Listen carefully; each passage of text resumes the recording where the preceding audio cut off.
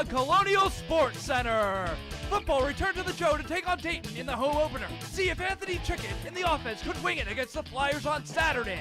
Women's soccer has dominated early in non-conference play this season. We'll be taking a deep dive into their early season success. And RMU volleyball has enjoyed some home cooking as they competed in the Chick-fil-A Robinson Classic this past weekend. It's been my pleasure to serve you as we begin this semester. It is time for a brand new episode of CSC. All right, it's a new semester, new year, and new season for Colonial Sports Center, but some familiar faces as I'm Colby Sherwin, and alongside me is Kevin Plaucha. Kevin, welcome to the show. What do we have for the people at home today? Oh, we've got tons in store. It's the first episode, but we already have tons of fall sports in full swing. We've got football, volleyball, soccer, even a little bit of golf sprinkled in, so we've got a ton for everyone watching here tonight. It is a jam-packed show, but we're going to kick off tonight with some football. It's been 1,296 days since George Martin was not the starting quarterback here in Moon Township, and the biggest story in training camp is who would replace him.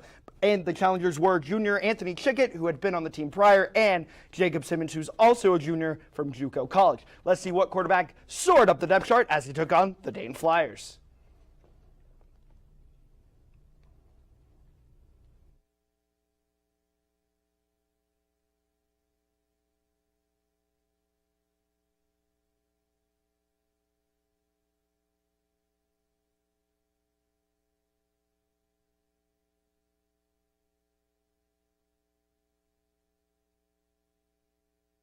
Of snaps, but I mean, he took most of the snaps, and I think he looked decent for it being his first game as a starter. Colby, what did you think? Now, we have some technical difficulties for you. When that clip is ready, we'll get you the highlights of the game, but I thought Chickett did okay in that. We saw him not take a lot of chances, but the one interception he threw, which got him benched for the game, was awful. You can't make that throw in college football. You can't make that throw in high school football. He really should not have made that pass. Yeah, it did seem like he was being a little conservative. I don't know if he was a little nervous or a little bit timid, but that, like you said, that interception, it did not seem like he was really being himself that game, but I expect him to make a jump if he is, in fact, named the starter in Week 2 against Miami of Ohio. That's right. No starter has been named yet, but Jake Simmons looked really good in his first game action. Some of his throws, he was taking chances, and he had a beautiful spiral in his throws as well. That he did. Now, speaking of that quarterback battle, and we mentioned Miami of Ohio, there hasn't been a starter named yet. That quarterback battle is still one of the main stories for RMU football. So Ethan Morrison, our very own Ethan Morrison, took a deeper look into the quarterback situation at training camp, the quarterbacks who currently reside here at Moon Township, and a little bit into the quarterback battle. Ethan, take it away. Robert Morris University, secluded in the West Hills of Pittsburgh. As the sun beamed down on Joe Walton Stadium this past month, there was a different type of energy on the campus of Robert Morris as the Colonials broke for fall camp in early August. As head coach Bernard Clark enters his 4th season at the helm and looks onward to the start of the season, he reflected on the 2022 camp and what he saw out of his players. I think the enthusiasm was there, the effort was there, the learning was there. We got a learning curve this year, especially with the offense, learning a new offense and picking it up. I think our guys have done a great job of picking it up. The camp stretched on for 4 long, grueling weeks, and the team endured some tough practices and drills. But as the old saying goes, steel sharpens steel. Clark discussed what part of camp brought the most out of his players and what brought them closer together as a team. I think the fact we had competition, we had different guys that came in, we had some guys starting in new positions, guys came in and saw opportunity, and they took advantage of the opportunity, so we got some things going on as far as competition goes. There were a lot of new faces at fall camp this year, and the leadership team that Clark and his staff had put together helps the younger guys fall into their role. Clark also discussed how the leadership team helped instill the culture within the group throughout camp. I think what they've done a great job of is kind of echo my sentiments of what we're looking for, the kind of team that we're looking for, the team that gives unbelievable effort, the team that's competing every single down. Those 6 guys are doing that thing, and they're also giving me a voice from the locker room and say, hey, Coach, we're not enjoying this. Hey, Coach, we love this. So that's a great give and take as it is going with those guys. One of the major storylines of camp was the battle to replace George Martin, who graduated last season. That man was Anthony Chickett, who was named Saturday's starting quarterback against Dayton. Chickett performed well in his first start, completing 20 out of 29 passes and throwing 1 touchdown, but a costly interception set the Colonials back against the Flyers. The battle that ensued during camp for the starting job is still ongoing, as Jake Simmons took over against the Flyers and went 7 for 14 for 79 yards in his limited action against Dayton on Saturday. It is still unknown who the starting quarterback will be this week as the team's matchup against Miami of Ohio quickly approaches. Even though the quarterback battle rolls on, throughout the fall camp, Clark watched over all the position groups, but it was the assistant coaches that were preparing the team for the season, holding position meetings, running drills, and getting the most out of their players. Clark spoke on what stands out about his coaching staff and what makes them so special. Well, the crazy thing about this year, this is probably the first year we had a bunch of new coaches. So the thing that we noticed is like we still got a learning curve. It's still a situation where we're still learning each other on the sideline, still learning what this guy's doing, what that guy's doing, what to expect from one another. So Saturday's going to be interesting. As we get closer, though, we're understanding how each other works out on the sideline and how things go in the box and everywhere else. So that learning curve's still there. That's probably the most thing that stuck out for me when it came to offensive and defensive coaching. Finish. There you go. Here we go. Nice job. Trey! Yeah! Yeah! Nice job, baby. Hey! Nice job with the pull and being patient, man. Lean on him. We didn't lean on him. We're just being casual running. He's fading away from you, right? Give him the call. Tell him bracket. As the long days of camp have now passed and the season is now underway, Clark and the team look to return to the form where they sat almost atop the NEC standings in their final season in the conference in 2019. But if they want to return to that form, they're going to have to do it against the competition in the Big South. For Colonial Sports Network, I'm Ethan Morrison.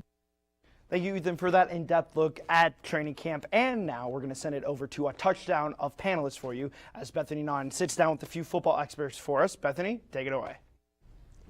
Thank you, Colby. I'm standing here with Casey Irwine and then Michael Deemer. How are you both today? Doing good. How about you? I'm good. How are you? I'm having a great night. My first show here at RMU. I'm really excited. That's really good. Okay, so first question I'm going to ask to Deemer. First impression on Anthony Chickett. Anthony Chickett, I mean, there was a lot of weight on his shoulders going into week one, but there's a huge quarterback battle going into camp.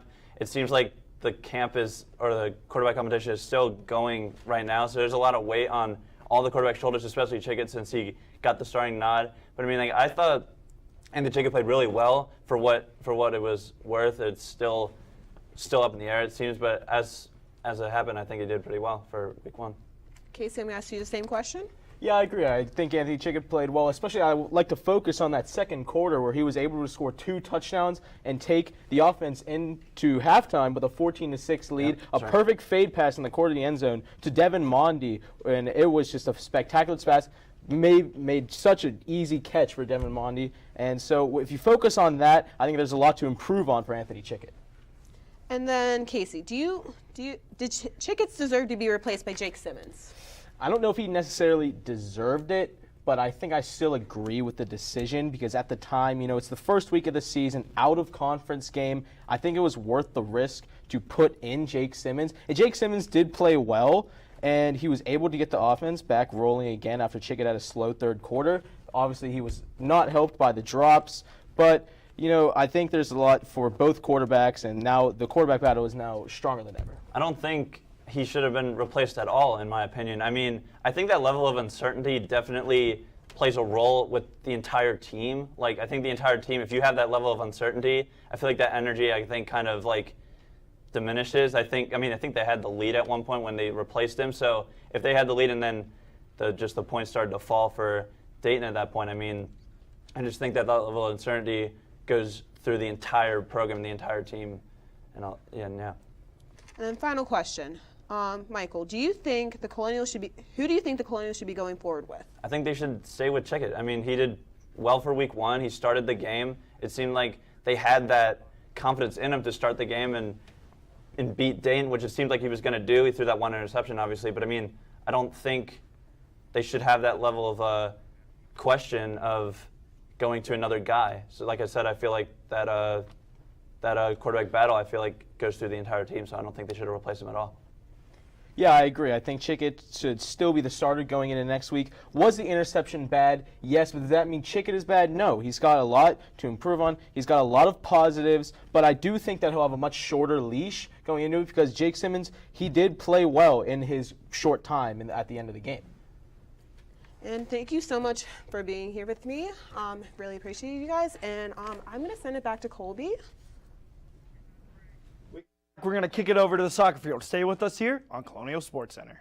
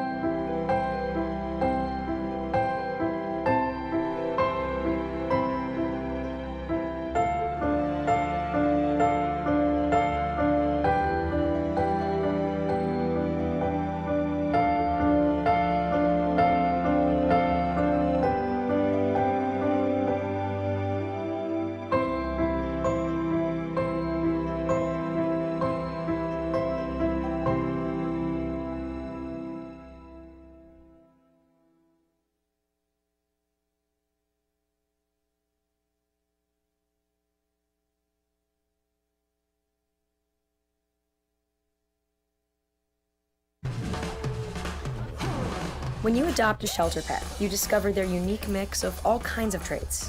Where'd Wiley go? Where's Wiley? Ah, there she is. Paw? Do you remember being an ancient wolf? Do you ever feel the call of the wild? You're a renegade cop, and I'm a con woman with nothing to prove. But together, we could really solve this murder. They're a little bit of a lot of things,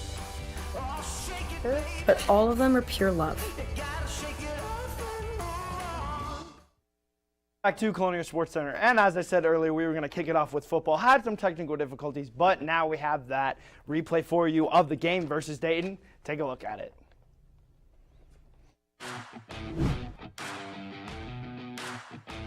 But anyway, it's going to be a handoff to DeAndre Hicks, who's going to go all the way down the field, fumbles it at the 20-yard line, but thank you for Deontay Martin to pick it up, sets up 1st and goal. Now, this might be a Colonial special, if you will, but Hicks is going to give it to Parker Fettleman, who's going to go into the pylon and dive into the end zone. His first career touchdown as a Colonial, and I say a pretty nice one, Kevin.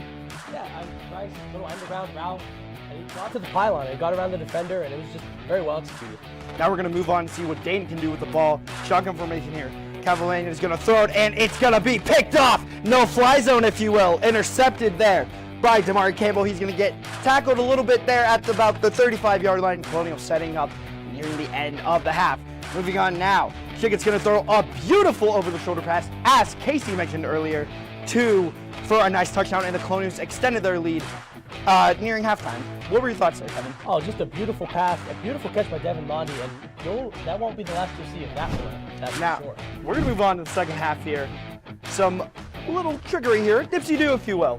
Hand off here, and watch him go like a jet on the tarmac all the way to the end zone. 20, 15, 10, see you later, touchdown Flyers. That's pretty much how you want to draw that up, Kevin. Yes, it is. Luke Brenner, the little end around, finds a hole, 63 yards to pay dirt, just absolutely flying down the field. Defenders could not catch him. Does a little look back. He was gone. Now Chickett here with a costly play in the gun, throws a horrible pass as we talked earlier, picked off, and he would be grounded for the day as Jake Simmons would take over the JUCO from St. Rosa College.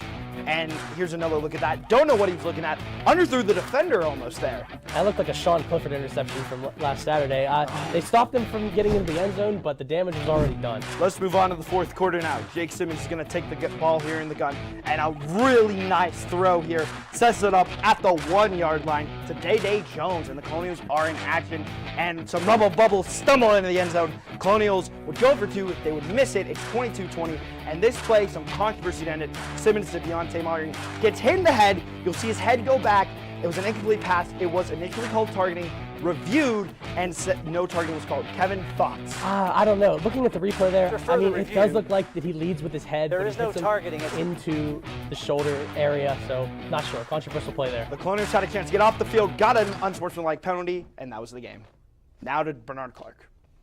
Played without the day. We didn't play with discipline. And what allowed that to happen, we had the wrong run fit. Somebody should have fit inside, somebody should have fit outside. Both guys fit outside. So again, we're undisciplined. That's one of the most disciplined and most fundamental based teams that we've ever played.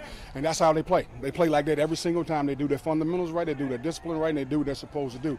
We didn't do that today. And speaking on that, a lot of the times in crucial situations, the wide receivers sometimes had some drops. What are you going to tell them and have them work on for next week? Well, that's fundamentals. That's what I'm talking about. The discipline of looking the ball in and making sure looking it from catch to tuck and make sure we're doing the little things we got to continue to do right. We didn't do the little things. That's why we didn't win the football game. Thank you for that, and it was a very interesting game. But we're going to kick it up now for some soccer. The women's soccer team took on the Hampton Pirates. They're off to their best start since 2007, and they won 7-1. And 7-1. I mean, the offense is firing on all cylinders. I know Coach Chris Shaw, he continuously talks about trying to make the most of your opportunities. And obviously, you're not going to score on every shot on goal that you take, but getting 7 goals, it doesn't matter who the opponent is. You're doing some darn good work, Colby. You get 7 points in anything other than football or basketball, you're doing something right. Putting up a touchdown on the Pirates. I mean, that's more than most the Mets, MLB teams can say. I mean, the Mets did that yesterday. But it doesn't matter. Really great team. Off to their best start, as we were saying. They look like a unit. They look really well together. Yeah, there's no real one big star kind of shining for the team. I mean, there's a lot of depth. There's a lot of nice key pieces that are keeping this team flowing like a well-oiled machine. I mean, the offense, like we said, is flowing very, very nicely. 7 goals. I mean, what more can you say about that? Off to their best start. They're unbeaten. Now, next up, we had the women's soccer team look to continue their unbeaten streak as they faced Delaware State earlier this afternoon to try and continue their unbeaten streak, and they actually were successful, and they won by a score of 5-1. Colby, the offense was flowing once again. Yeah, I was at that game. It was utter domination, around 28 shots for the Colonials. 28 shots on goal. That's absolutely unbelievable. Unbelievable. Again, looked great as a team. A lot of communication, which you want to see, and they really feel really together. You could see with those few goals that went in, everybody was very excited on the team for that. This was definitely a big moment after the game. Chris Shaw, he really emphasized making the most of the opportunities. 42 total shots, 28 shots on goal to just 2 for Delaware State. I mean, that is just utter dominance from bell to bell, from half to half, however you want to put it. The Colonials remain unbeaten as they move forward into their Sunday matchup at home against UMBC. It was a wire-to-wire victory for the Colonials. Yes, it was. Now, with all of the success that the women's soccer team is having, we need to go a little bit more in depth here. That's why we've called in our soccer aficionado, Evan Basista, to give us a little bit more insight. First of all, Evan, welcome. Now, thank you. Evan, first question I have for you. Why has the women's soccer team been so successful to start the season? Well, I think you mentioned earlier, they have a balanced attack on offense. There's not one real star taking it away. Gabby Lacuna leading with 6 points, but they have a balanced roster throughout, and I think that depth is going to help them throughout. Evan, you mentioned Gabby Lacuna. Besides her, who do you think has stood out so far this season for the soccer team? Well, I think you have to look at Haley Finale. She burst on the scene last year. She's continuing again this year. 2 goals already on the short season. And I think you also have to look at the strong goaltending. Isabella Broughton. Under a goal against per game, she's really holding the fort down for them. And if they can keep that going, who knows how long that unbeaten streak will go. Well, Evan, thank you for joining us. Thank you for providing that insight on the RMU women's soccer team, who is off to a dominant start. Now, Kobe, the men's soccer team was also in action. That's right. The men's soccer team is off to a bit of a rough start as they're winless on the year. They're looking for their first win. They took the near 5-hour drive, 4 hours and 40 minutes, did the math for you, up to Xavier. And you saw they did not win. It was a rough one for the Colonials. They fell 3-0, slayed by the Musketeers, if you will. 2 goals over there, some three saves as well. The Colonials did not have a lot of offense. No offense there. I guess the women's soccer team must have taken all their offense. But just one shot. I don't know. It doesn't seem like the Colonials got off many shots in that game. They were shut out, blanked, if you will, by the Musketeers. Now, if you want to see some of the recaps that some editors have done about these women's soccer games, you have football, soccer, volleyball, golf, and as we get into the spring, some other sports. Check out colonialsportsnetwork.com for everything about RMU athletics. CSN provides a platform for student-produced sports content, including previews, recaps, podcasts, and feature stories. Also follow us on Twitter at RMU_CSN. Now, we've been talking about a lot of outdoor sports, but we have an indoor sport, volleyball, that's going on. And when we come back, we're going to give you an update on how they did in the Chick-fil-A Robinson Classic. Stay with us here on Colonial Sports Center.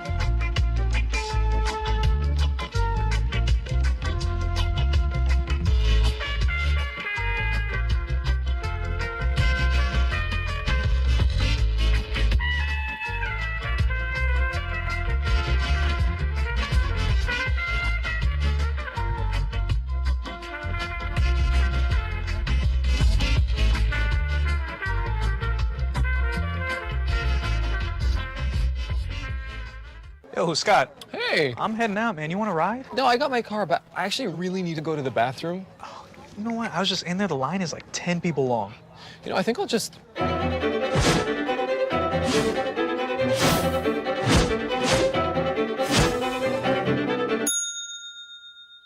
Dude, are you okay? You wouldn't believe what I was just thinking. I am definitely buzzed.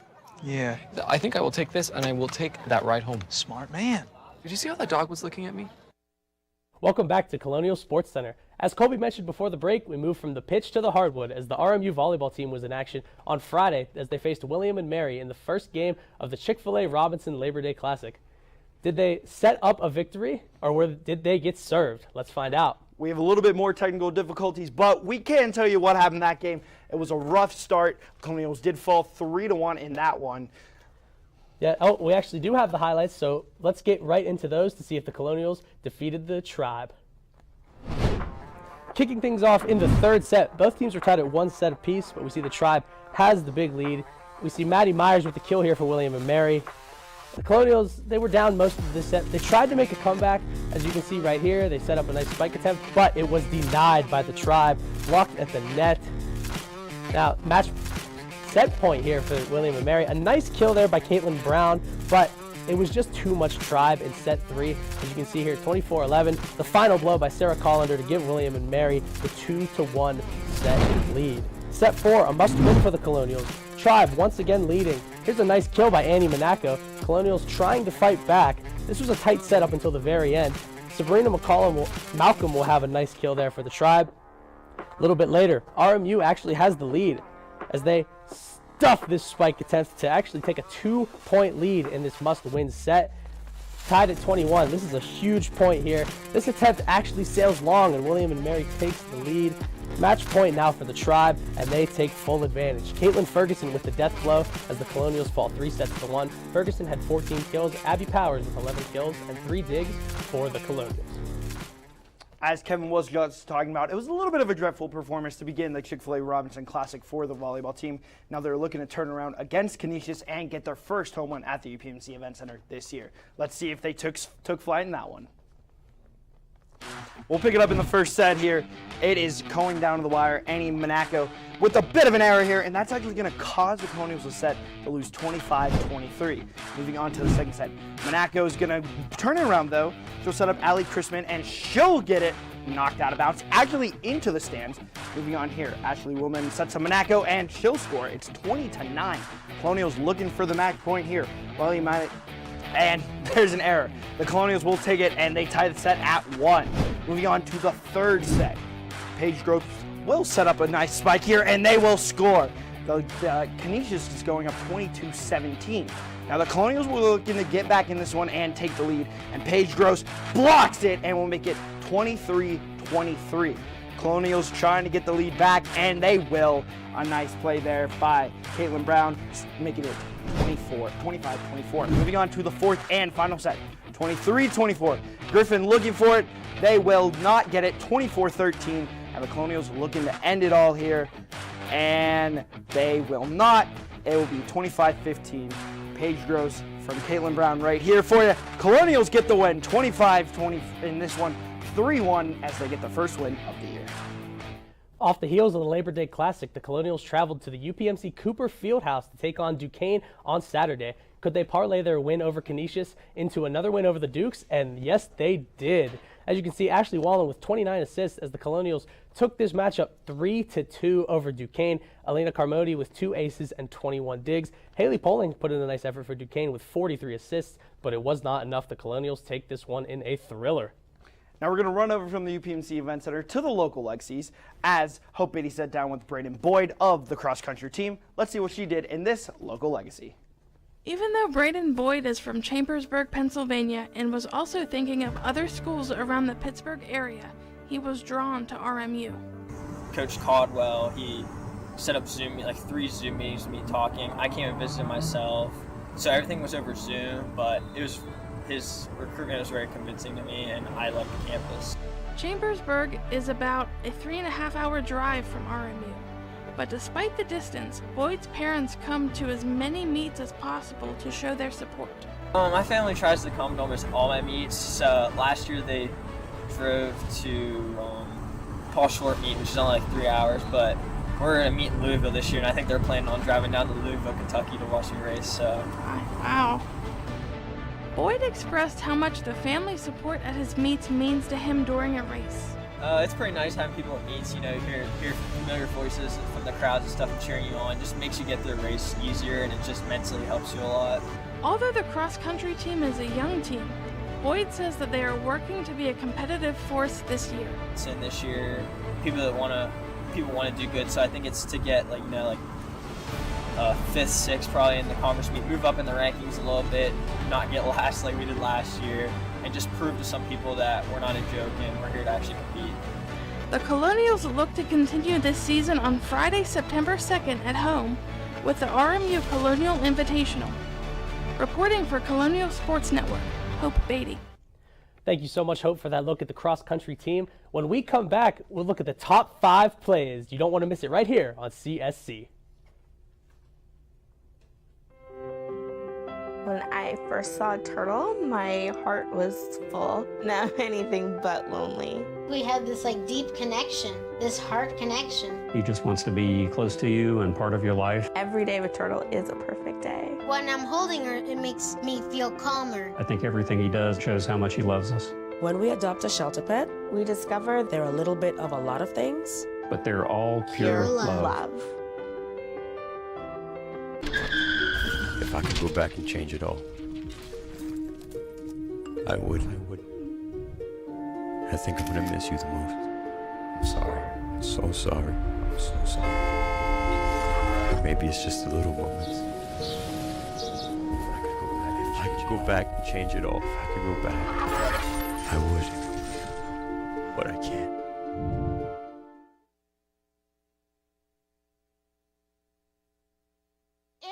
There was an old woman who lived in a shoe. She had so many children, she didn't know what to do.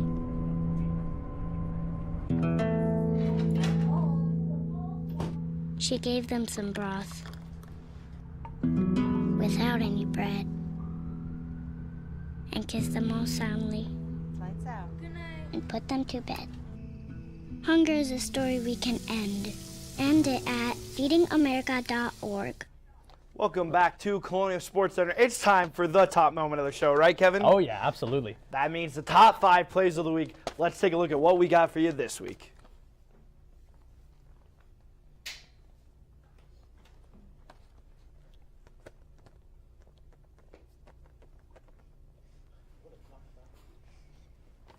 So, Kevin, never mind. We got it for you. All right. Had a little bit of technical difficulties, but the top 5 plays of the week are here for you. And we're going to start at the UPMC Event Center at the Chick-fil-A Robinson Labor Day Classic as Caitlin Brown will get some help here and just toss it over the net and get some points. Just a nice little kill by Caitlin Brown. Just kind of fooled them. I don't think they were ready for that little whoop right over the net.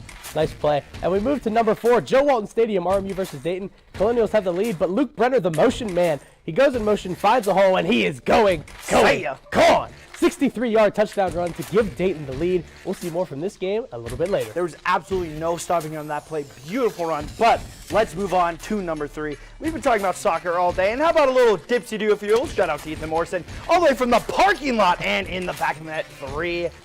Just an absolutely beautiful goal. Puts it in the right side of the net where the goalie cannot get it. Let's see it again because it was just so nice. The kick with the left leg, top right corner. No chance for the goalie.